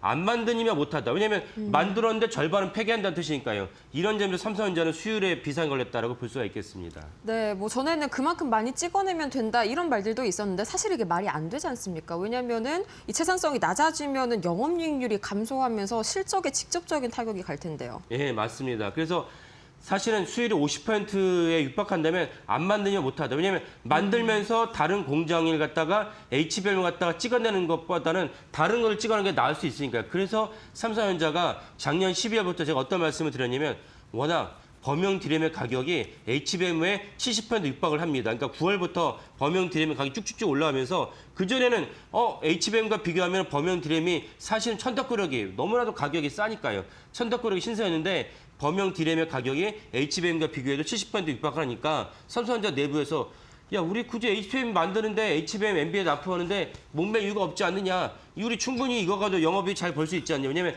볼륨으로 치면 하이닉스보다 월등히 높거든요. 그러니까 삼성전자 입장에서는 그런 얘기가 돌았다는 걸 제가 말씀드린 적이 있었는데 그러면 절대로 안 됩니다. 그럼 절대로 안 되고 어쨌건 다시 오늘 수율로 돌아간다면 삼성전자가 HBM4를 갖다가 납품하는데 납품할지라도 사실은 이제 물량이 많지 않을 것이다라는 전망이 있었습니다. 그래서 이번에 디지타임스의 어떤 수율과도 비교해 본다면 그 전망과 일치하다. 그러면 삼성전자 입장에서는 실질적으로 엔비디아 4에 납품한 것에 큰 어떤 혜택이 별로 없다. 그래서 삼성전자는 계속 집요하게 HBM에 납품을 했어요. 뭐 저희가 말씀드린 적도 있지만 로이터의 보도에 따르면 HBM을 갖다가 2월 달부터 납품한다라고 얘기했는데 사실은 로이터도 예전에 경기현 대표 시절이지만은 그때도 이제 한번 오버를 낸 적이 있거든요. 그래서 그렇죠. 제가 신중하게 접근한다 말씀을 드렸는데 오늘의 디지타임스의 보도를 본다면 설령 납품을 할지라도 채산성은 낮고 영업이익에 끼친 영향이 적기 때문에 실질적으로 삼성전자가 1분기 실적을 깠을 때 유의미한 HBM4에 납품을 해서 유의미한 어떤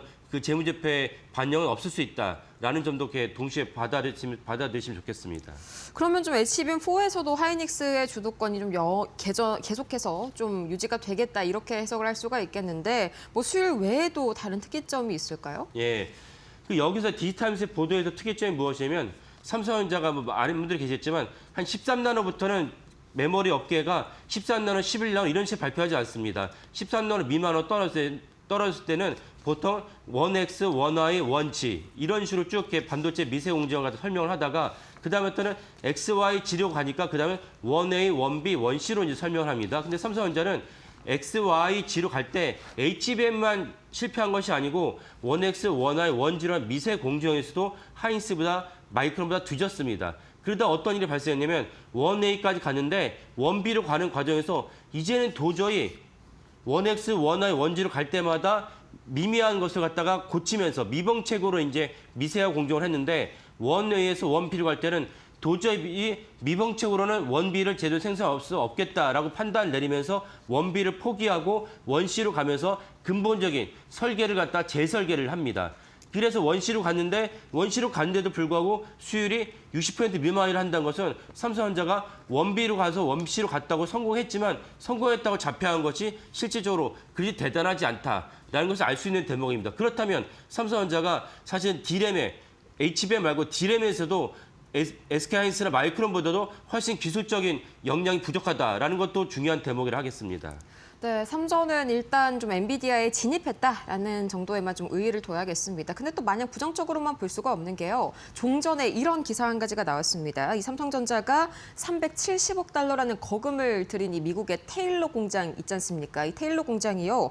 임시 승인을 받으면서 좀 생각보다 빠르게 생산을 시작하겠다. 이런 보도가 종전에 나왔습니다. 이게 좀 오늘 강한 반등을 만들어내는 재료가 돼주진 않을까요? 예.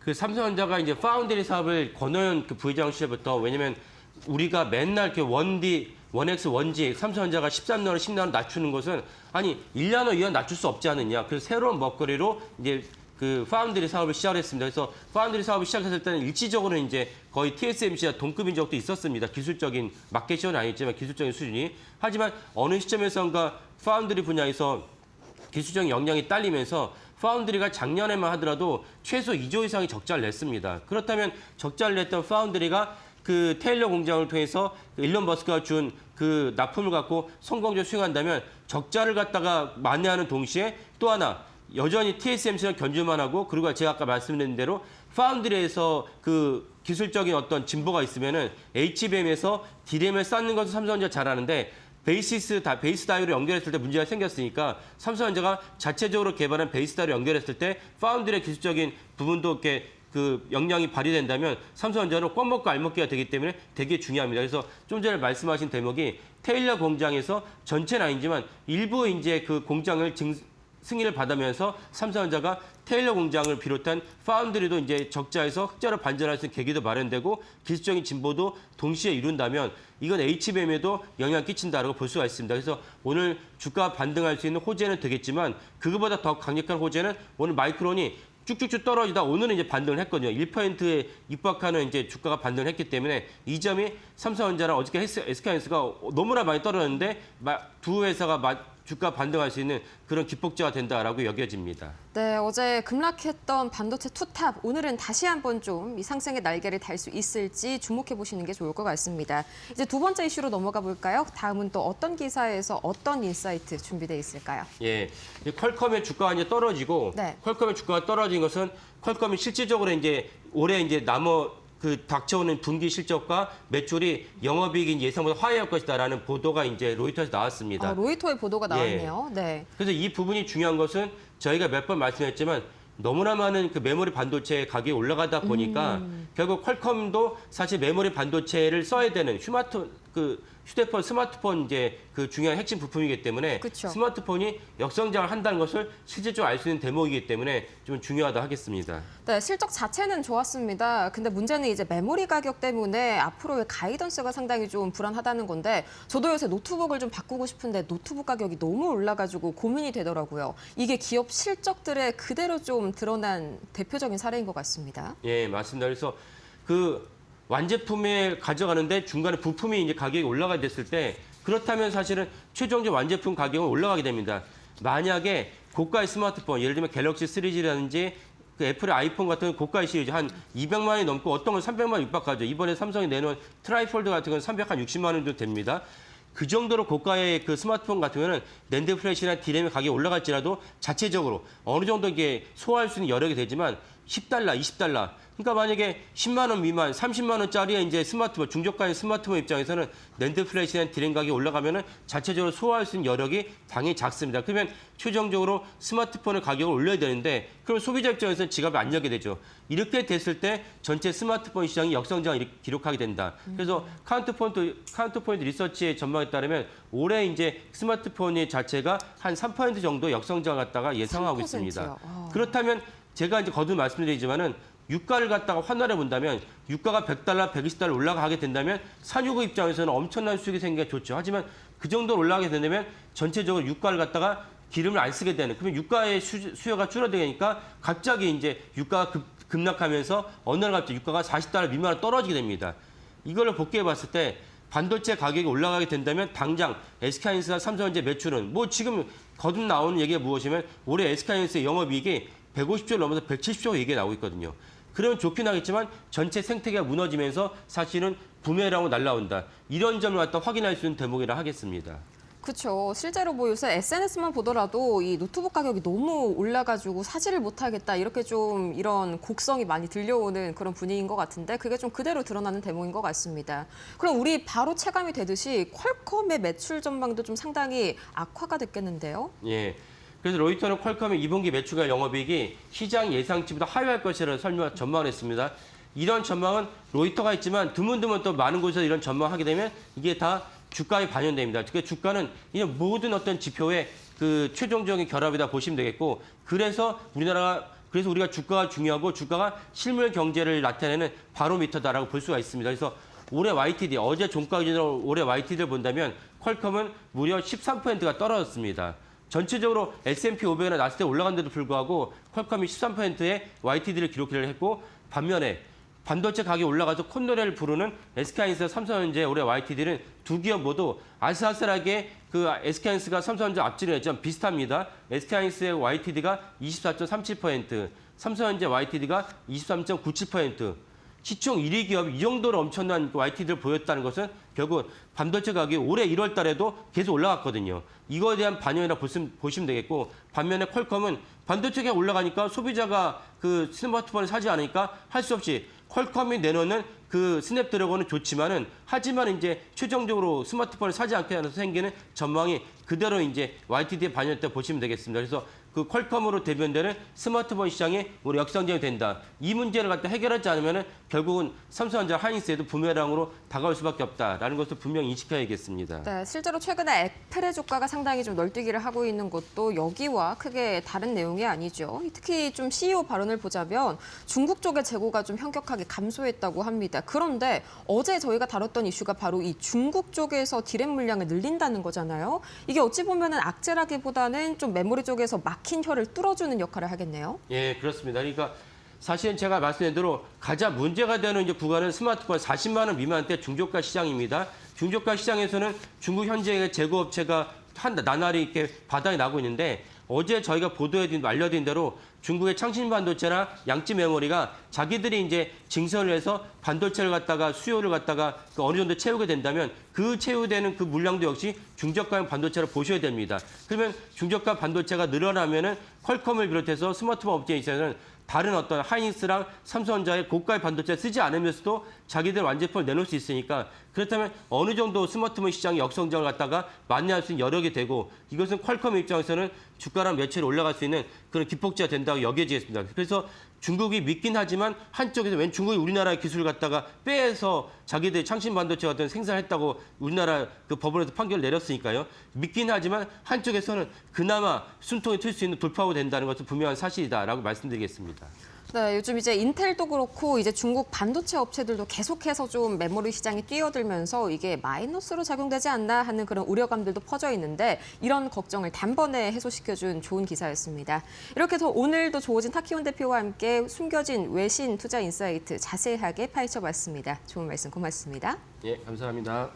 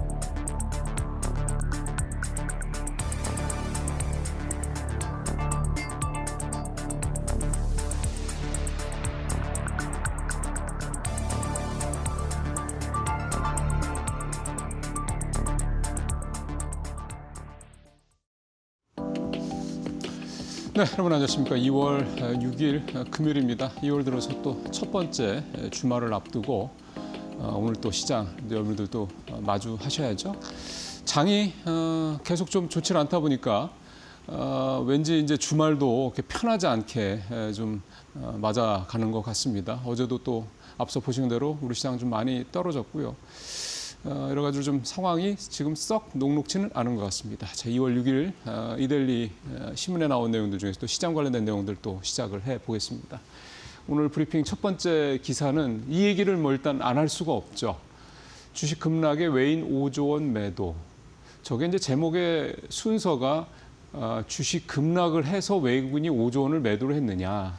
외국인이 5조 원을 매도해서 주식을 급락했느냐. 닭이 먼저냐 달걀이 먼저 같은 얘기인데 어쨌든 어제 외국인들이 5조 원을 코스피에서만요 매도를 좀 했고 기관도 어제 2조 원을 매도해서 어제 코스피에서만 기관 외국인이 합쳐서 7조를 매도하고 사실 그걸 또 개인이 온전히 지금 화면에서 보시는 것처럼 7조 원 가까이 다 받아내는 모습입니다. 그래서 또 이렇게 최근에 장이 급락할 때 외국인과 기관이 동반 매도하는 경우가 많고 그거를 거의 개인이 다 받아내는 상황이 되다 보니 또 팬데믹 때와 같은 또 제2의 동학개미 운동이 좀 벌어지고 있다 이런 얘기도 좀 나오고 있고요.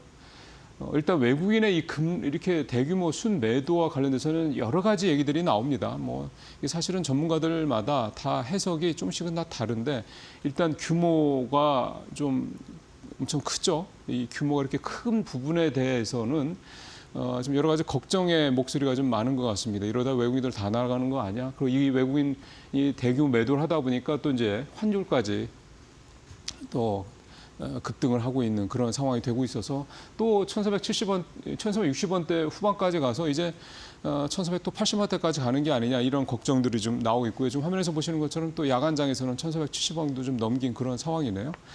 예, 제목에서 나오는 대로 1,480원에 대한 또 한 번의 테스트 과정이 있을 수밖에 없을 것 같다.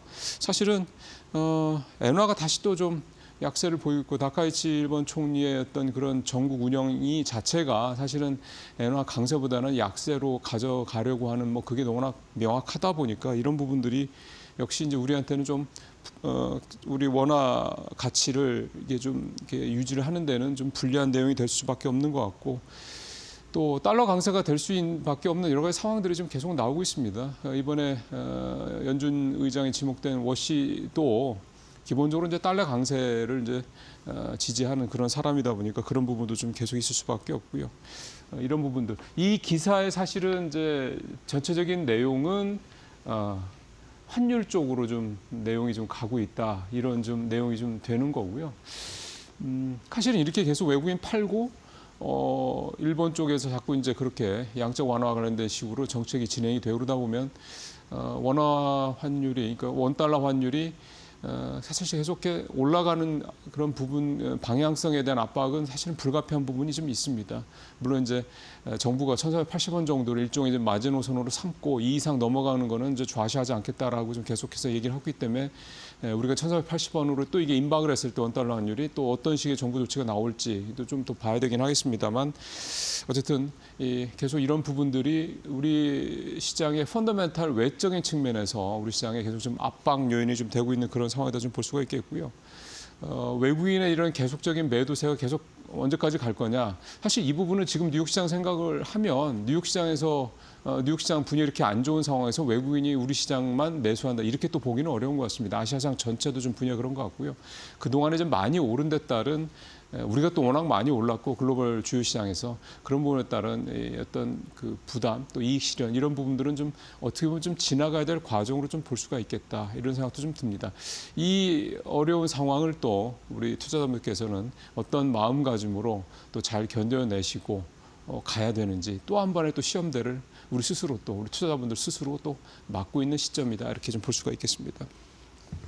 두 번째 기사가 이제 이렇게 최근에 시장이 좀 혼란스러운, 어떻게 보면 이제 촉매제 역할을 했던 부분이죠. 산업계 뒤흔든 엔스로픽 쇼크. 자, 이거 표부터 먼저 하나 보시죠. S&P 500 소프트웨어 앤 서비스 지수입니다. 급락이죠. 네. 요 지수와 사실은 그대로 이제 대비되는 게, 대변되는 섹터가 미국의 소프트웨어 지수입니다. 사스라고 보통 얘기를 하죠. 이 소프트웨어 as a 서비스. 그러니까 소프트웨어를 가지고 서비스하는 걸로 이제 비즈니스 모델을 갖고 있는 회사. 이 회사들이 지금 직격탄을 맞고 있고요. 뭐 반토막 난 회사들은 부지기수고요. 반토막 넘어간 회사들도 굉장히 지금 많습니다. 일단 뭐 얘기 좀 들으셨겠습니다만, 이 엔스로픽의 이 소위 말하는 업무 자동화 도구, 이게 좀 계속 서비스가 좀 추가가 되는데, 최근에 주가 급락의 촉매제는 이 법률 관련된 서비스, 이 클로드 코워크, 이게 이제 추가로 된 게 이제 플러그인이라고 그러거든요. 이제 이 코워크용 무료 플러그인, 이런 것들이 이제 법률 서비스 쪽으로 추가되는 것들이 이제 나오면서, 이거 해보니까 뭐 기존의 법률 서비스 안 써도 되겠네, 내가 그냥 알아서 공짜로 다 쓸 수가 있겠네. 그러니까 뭐 엔스로픽은 이제 뭐 가입을 해야 되겠지만요. 그러다 보니까 이런 걸 기반으로 하니까 이 관련 회사들이 이 사스 쪽에 있는 회사들 중에 이렇게 이런 법률 서비스 하는 회사도 있었는데, 그러니까 그쪽이 타격을 받으니까 사스 회사 전체의 실적이 타격이 되고, 이렇게 이제 연결되고, 그게 이제 빅테크 회사들의 실적으로 또 문제가 되고, 나아가서 이제 빅테크 회사들이 실적이 나빠지면 계속 투자를 할 수가 있겠느냐? 그럼 빅테크에 이제 이를테면 소위 말하는 이제 AI 관련된 이런 인프라에 대한 수요가 줄고, 그러면 거기에 들어가는 여러 가지 뭐 GPU부터 뭐 메모리부터 수요가 줄고, 그러면은 AI 이 산업이 이제 망가지는 거 아니냐? 결국 이제 크게 보면 이 논리 아니겠습니까?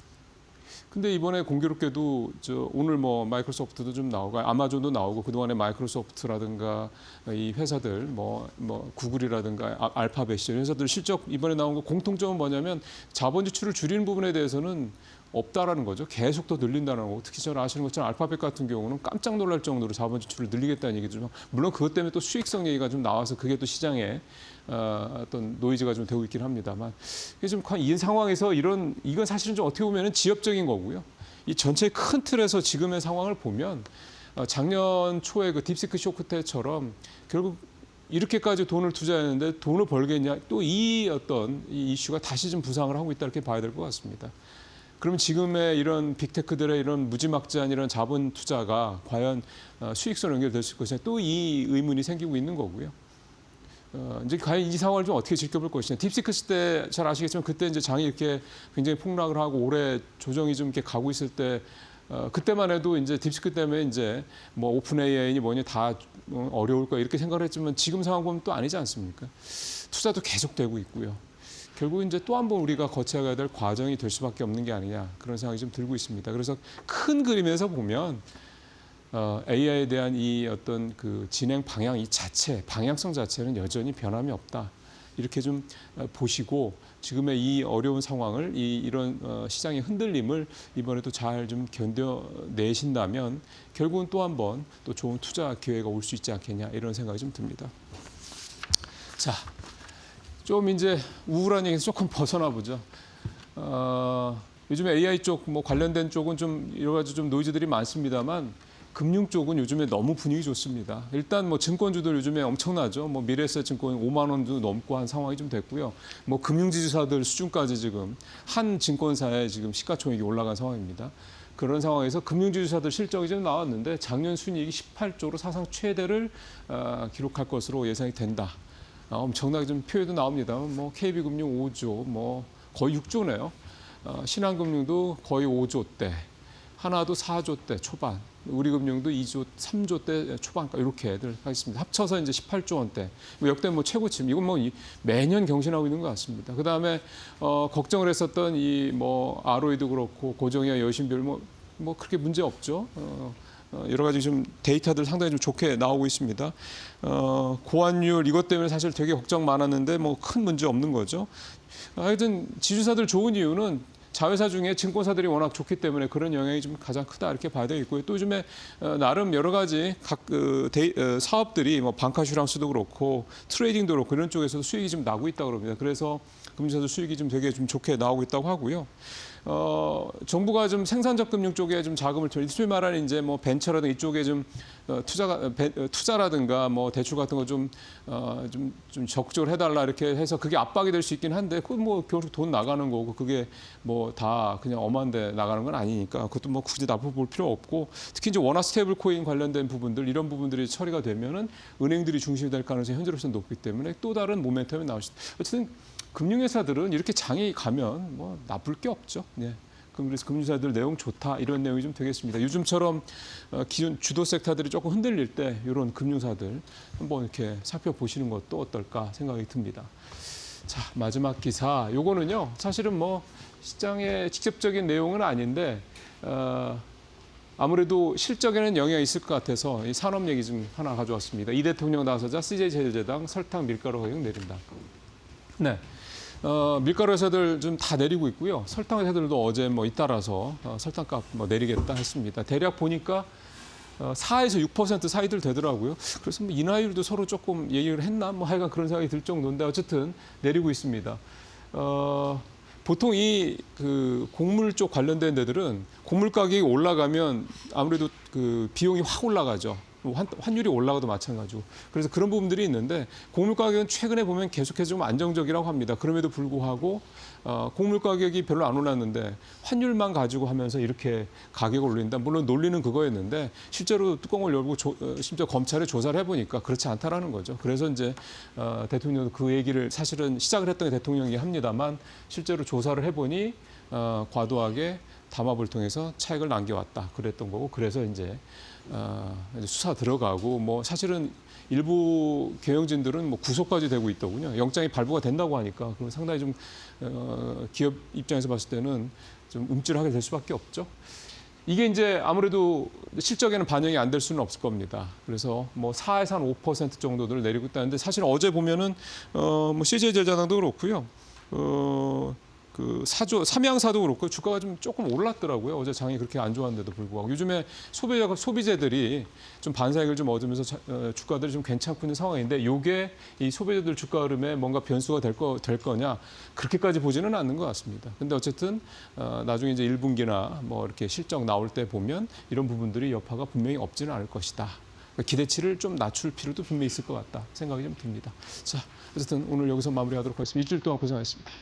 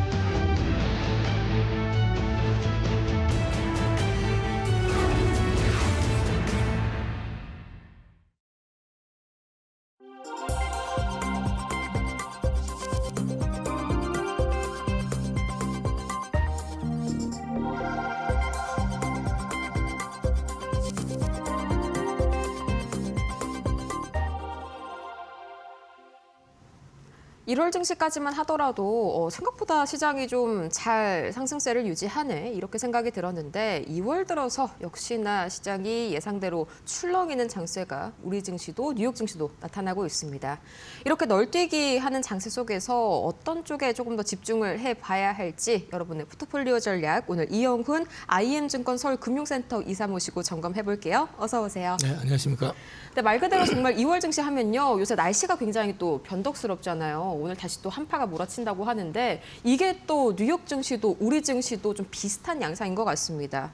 밤사이에 또 원자재 가격이 또 한번 출렁했었죠. 은이 12%, 비트코인이 11% 떨어졌는데 뭐 이렇게 출렁이는 이유, 원자재 시장 중심으로 특별한 악재가 있었을까요?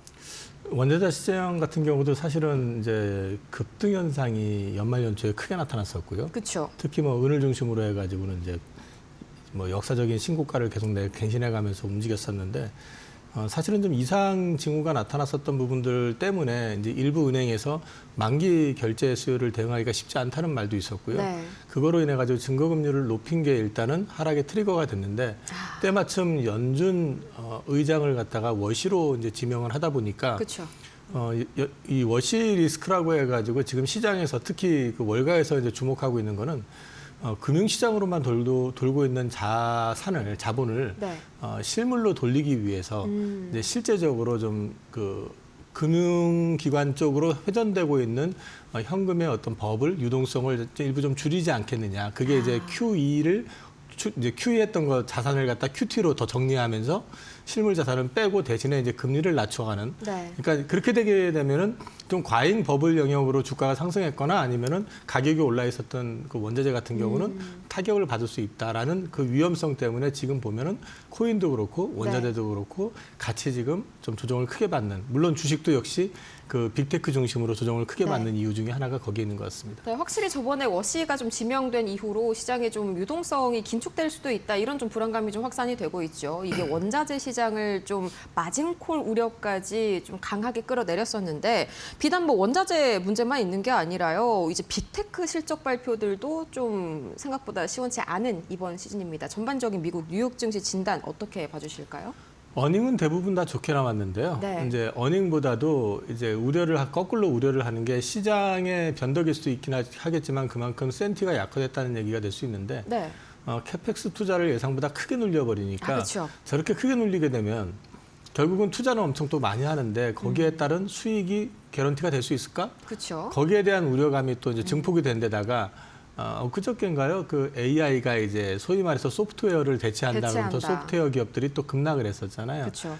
그러면 실질적으로 AI가 이런 역할까지 해버리게 된다고 했을 경우에 이 시장 자체가 네. 우리가 생각하는 것처럼 그 방향으로 갈 수 있을까에 대한 또 우려감 이런 것들도 같이 이제 좀 증폭이 된 데다가 소프트웨어 시장이 만약에 죽어버린다고 하게 될 경우에는 문제는 뭐냐면은 이 투자와 관련해 가지고 엔비디아도 계속 저렇게 투자할 수 있을까? 소프트웨어 업체들이 대부분 데이터 센터의 그 대부분의 수요처들이기 때문에 그 우려가 작용된 거고 그럼 엔비디아가 문제가 된다 그러면 또 더 나가서 보면은 네. 메모리는 뭐 이런 식으로 이제 계속 파생이 됐던 것 같아요. 그래서 네. 이제 시장이 좀 불안을 좀 떨고 있는 그런 그림이기 때문에 지금 센티상으로 눌려 있는 거고 이게 역시 또 뒤집어 놓고 얘기하면 워시 리스크라고 볼 수도 있는 것 같아요. 네, 좋습니다. 그러면은 방금 말씀 주신 AI 거품론 두 가지를 조금 더 자세하게 이야기를 해보고자 하는데 가장 첫 번째로 말씀 주신 게 이제 구글이 촉발한 과도한 투자 지출 논란이죠. 저도 이렇게까지 투자 지출을 뭐 전년 대비해서 2배 늘린다. 그 돈을 회수를 할 수 있을지가 제일 의문인데 이게 우리 빅테크주에 미치는 영향이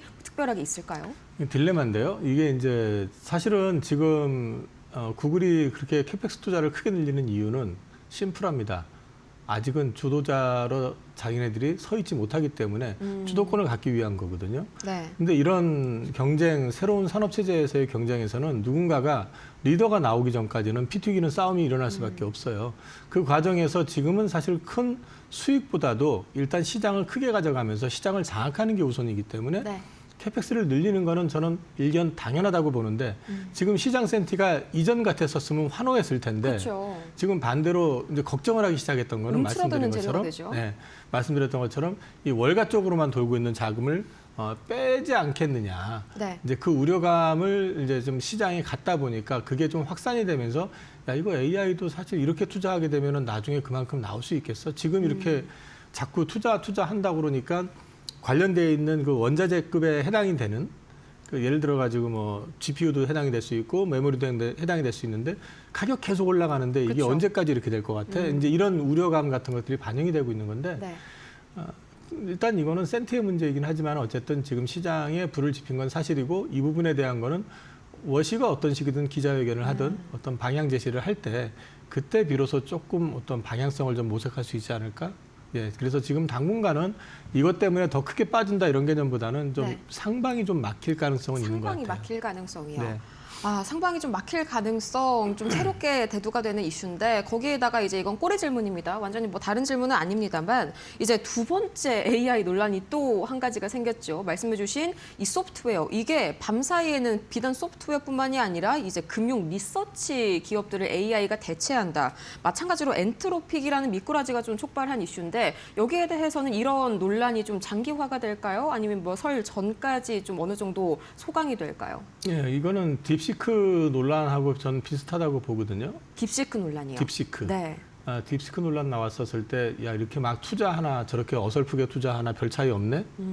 그럼 이렇게 투자하는 게 과잉 아니야? 이런 얘기들이 있었거든요, 그쵸. 작년에. 그러면서 주가 출렁였던 게 전반이 출렁였었거든요. 그게 그것도 지난 작년 설이네요. 네. 이맘때입니다. 그렇네요. 근데 시간 지나고 나니까 딥시크가 어떻게 해서 그렇게 성능을 맞췄는지 확인이 됐고, 네.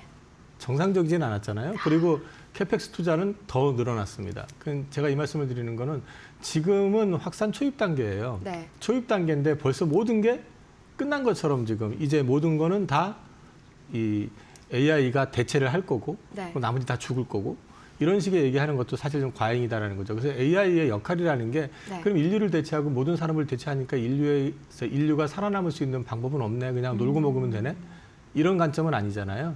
지금 대체적으로 보고 있는 거는 결국은 AI가 어느 정도까지 올라갈 수 있는지에 대해서는 여전히 논란이 있기는 하지만은 네. 지금은 그 부분보다는 조금 더 성장 쪽에 포커싱을 맞추는 게 맞는데 당장에 많이 올랐고 또 투자의 규모가 크기 때문에 그 부분에 대한 노이즈가 좀 작동하고 있는 거라고 저는 보고 있습니다. 물론 네. 그 가운데서 일부는 AI가 대체할 수 있을 거라고 생각을 하는데 그게 전부는 아닐 거거든요. 그리고 대체를 한다 해도 AI가 사람이 없이 모든 걸 지배하는 구조가 된다 그러면 네.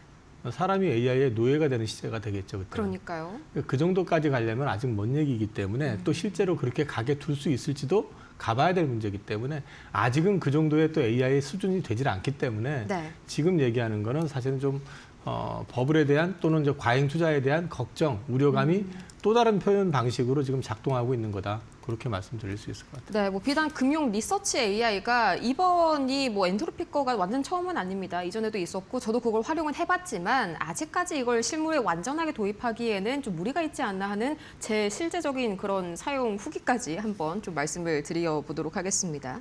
그럼 이렇게 AI 섹터 고평가 논란에다가 또 이제는 뭐 인텔도 그렇고 중국의 창신 메모리, 양찐 메모리 다 각자 디램과 낸드 양산을 늘린다 이런 소식까지 굉장히 좀 국내 반도체주가 이것 때문에 타격을 받지 않을까 하는데 아직까지는 좀 기우일까요?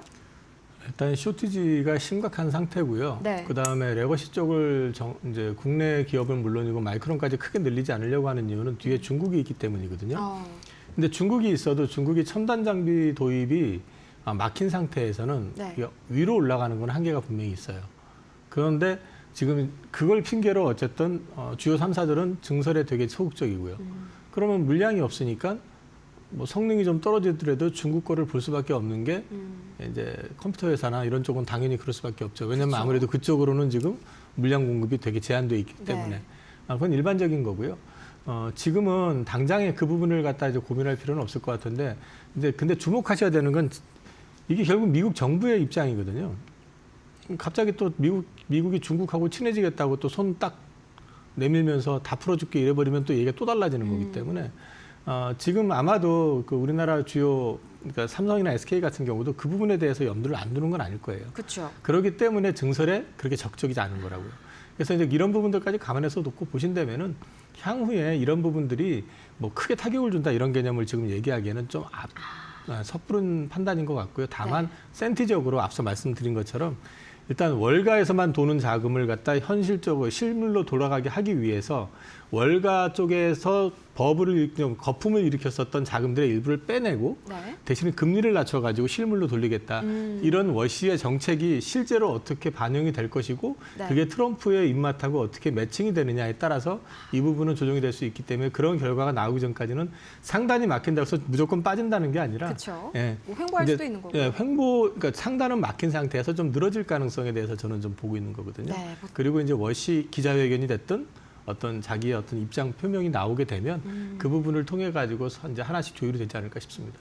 뭐 트럼프가 말은 잘 길들이겠다 뭐 이렇게 표현을 하던데 과연 케빈 워시의 입에서는 어떤 말이 나올지 여기에 모든 포커스가 맞춰져 있는 것 같습니다. 이제 우리 증시로 한번 눈을 돌려볼까요? 이제 2월 들어가지고 상당히 국내 증시에서도 좀 변동성이 강해지는 모습이 나오는데 뭐 예컨대 국내 증시도 그렇고요. 미 증시도 요새는 좀 대형주 빅테크보다는 이게 떨어지니까 소비재로 자금이 좀 몰려가는 그런 흐름들이 나오더라고요. 어떤 섹터에 이제는 좀 관심을 가져야 될까요? 일단은 2월 달은 미국 같은 경우도 그렇고 일본도 보시면 산업재라든지 이제 좀 우리가 외면했었던 부분들 네. 뭐 보시면은 저 미국도 올라가는 거 보면은 뜬금없이 GM이나 뭐 포드나 이런 그러니까요. 것들도 올라가고요. 그리고 뭐 이제 산업재군에 분류되는 것들이 올라가는 반면에 또 저기 조선도 지금 아마 미국의 헌팅턴 인게스 같은 주식은 네. 신고가 영역에 가 있을 거예요. 그러니까 그런 건 올라가는데 우리나라만 사실은 이제 삼성전자, 하이닉스 중심으로 크게 올랐잖아요. 네, 근데 그렇죠. 조정을 또 이제 거기서 받고 있는 건데 자연스럽게 말씀드리면 최근에 이미 주가는 반영이 되고 있습니다. 소비재군 쪽에서 보시거나 아니면 유틸리티 쪽 보시면은 네. 뭐 SK텔레콤이라든지 최근에 보시면 KT라든지 이슈가 있긴 하지만 어쨌든 올라가는 것들 다 자산주군에 해당되는 것들이거든요. 그래서 2월 달은 좀 방어적인 개념에서 이미 시장은 대응을 하고 있는 것 같고요. 네. 아마 만약에 그쪽에서 수익을 보시려면 그쪽을 보시는 것도 좋고요. 네. 다만 이제 우리나라 증시 같은 경우는 약간의 좀 변동성이 상대적으로 좀 큰 편이에요. 그렇기 때문에 이제 모든 시장을 내가 다 수익을 내겠다 하고 접근하시는 것보다는 조금 이렇게 흔들릴 때 내 포지션을 어떻게 가져가실 건지 포트폴리오에 대해서 조금 고민을 더 해보시는 게 낫지 않을까 싶습니다. 아, 좋습니다. 뭐 금융, 지주, 은행 이쪽도 궁금한데 이제 정부가 코스닥 3,000을 이제 목표로 잡았지 않습니까? 코스피 5,000을 이미 이뤘으니까요. 아직까지 이런 정책 모멘텀이 좀 유효하다고 보세요? 그 코스닥 3,000 이렇게 해서 저 숫자로 제시하는 거는 저는 좀 무리가 있다고 보거든요. 별로 안 좋아하시죠? 네. 그러니까 코스피 같은 경우 5,000이 아니라 지금 밸류에이션을 재평가만 받을 수 있으면 이거보다 훨씬 더 많이 올라갈 수 있다고 봅니다. 그만큼 한국 증시가 저평가돼 있었고요. 그냥 네. 단적인 예로 삼성전자하고 하이닉스가 지금 올해 포드 PER로 계산해서 보면 최근에 나온 리포트들 기준으로 보면 PER이 둘 다 공이 10배 미치예요. 5배에서 왔다 갔다 하는 수준이거든요. 아직도 멀었네요. 그런데 마이크론 테크놀로지는 지금 11배, 12배 나옵니다. 네. 올해 거 기준으로. 그러면 왜 반값이냐는 거죠. 그냥 심플하게 얘기하면 여전히 갈 길이 있다는 거거든요. 그렇네요. 그런데 코스닥 같은 경우는 이제 조금 다른 영역인 게 사실 코스닥이라고 이름을 지은 것 자체가 이거 이름 바꾼 건데 이게 나스닥을 지향하는 거였거든요. 네. 근데 지금 실제 시장이 나스닥 기능처럼 하고 있느냐는 거죠. 못하고 있죠. 활성화되어 있는 부분들, 그러니까 좀 다이나믹하게 움직이는 건 좋은데 그 부분에 있어서 진입이 쉬우면 퇴출도 굉장히 쉽게 돼야 되거든요. 그렇죠. 근데 한번 들어오면 끝까지 거기서 한번 일단 들어오면 나가질 않아요. 주가도 나가지 않고요. 뭐 네. 주가는 눌려 있고 나가지 그렇죠. 않으니까 자본 조달한다고 해서 맨날 증자하고 그러면은 그 시중 자금이 그쪽에서 버닝이 되는 거거든요. 그게 증시에 돈이 들어와 가지고 주가가 올라가야지 그게 서로 불을 일궈가면서 가는 그림이 나오는데 네. 퍼포먼스가 없기 때문에 살기 위해서 증자를 하는데 그다음에 증자 받아놓고 또 그냥 넘어가는 그런 그림이 나오니까 네. 또는 뭐 최저 매출 맞춘다고 억지로 다른 영역군에 있는 걸 갖다 붙여가지고 억지로 그거 맞춰놓고 지금 상장 유지시키는 게 어떤 의미가 있냐는 거죠. 그래서 이게 진입이 쉬우면 퇴출도 쉽게 만들어야 되고요. 네. 그다음에 지금 진짜 걸러질 수 있는 기능을 해줘야 됩니다. 한마디로 말씀드리면 시장이 그렇게 돼야지 뭐 코스닥도 1,000이 아니라 2,000, 3,000을 얘기할 수 있는 거지. 그냥 일단 들어오면 고인물 돼가지고 계속 물이 차는데 그럼 물이 썩죠. 흐르지가 그렇죠. 않는데. 그렇게 적체된 종목이 상당히 그래서 많죠. 이제 이런 부분들이 같이 변화가 좀 수반이 되면서 네. 좀 유도가 돼야지만이 2,000과 3,000을 얘기할 수 있을 것 같다. 그래서 저는 좀 개편, 요게 우선이 좀 돼 가면서 그 다음을 얘기하는 게 맞지 않나 싶습니다. 네, 그래서 우리가 이제 흔히는 코스닥 이제 다 입 다사라고도 하죠. 쉽게 들여보내고 쉽게 이걸 자르고 이 선결 구조가 먼저 이루어져야 코스닥의 3천 시대도 가능할 것 같습니다. 그럼 마지막으로 이제 2월 달 참 불안한 횡보할 만한 시장인데 대응 전략은 좀 어떻게 삼는 게 좋을까요?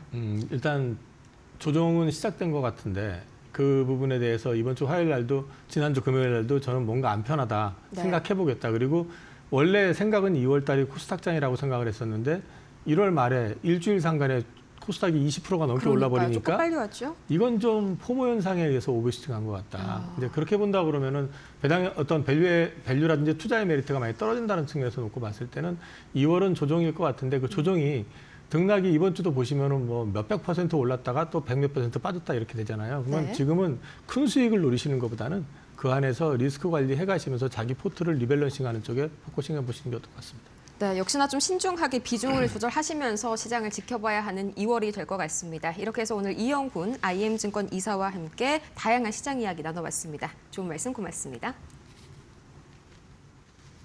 오늘 저희가 준비한 소식은 여기까지인데요. 오늘 다시 한번 날씨가 좀 한파권에 접어든다고 합니다. 쌀쌀한 날씨 마스크 꼭 끼시고요. 또 방한 대책도 철저하게 세우시고 출렁이는 시장 대책까지 한꺼번에 세우시길 바랍니다. 오늘 코스피 코스닥 반등할 수 있을지 기대감 안고 장 이렇게 맞춰보도록 하겠습니다. 오늘도 함께해 주신 여러분 고맙습니다.